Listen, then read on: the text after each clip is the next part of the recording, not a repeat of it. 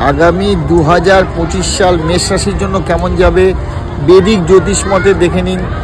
মেষ রাশির কিন্তু আর্থিক অবস্থা ভালো চলছিল, এই মুহূর্তে কিন্তু দেখা যাচ্ছে আর্থিক অবস্থা ভালো চলবে না, কারণ 7.5 শুরু হয়েছে। 7.5 মানে কিন্তু চরম সতর্কতার বিষয়, সবে শুরু হয়েছে।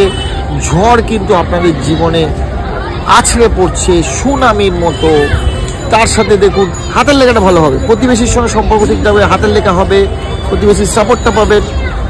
ইএনটি যদি কানে রোগ চলছিল ভালো হবে, কিন্তু অপরদিকে আপনার মন মেজাজ ভালো থাকবে না। গুরুজনের স্বাস্থ্যহানি, আপনার স্বাস্থ্যহানি, এগুলো দেখা যাচ্ছে।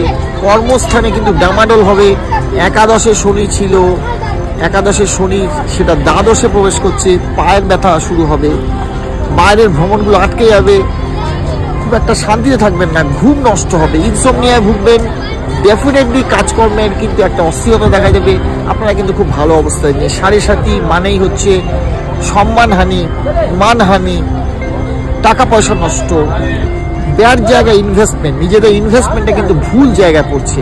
আর ইনভেস্টমেন্ট যদি ভুল জায়গায় হয় সেখান থেকে রিকভারি পাওয়া মুশকিল। এর ক্ষতি কিন্তু আপনাদের বহুদিন ধরে দিতে হবে। এর ক্ষতি এক সময়ে ঠিক হবে না। খুব সাবধান থাকবেন, সতর্ক থাকবেন, ভালো থাকবেন মেষ রাশি। ধন্যবাদ সবাইকে।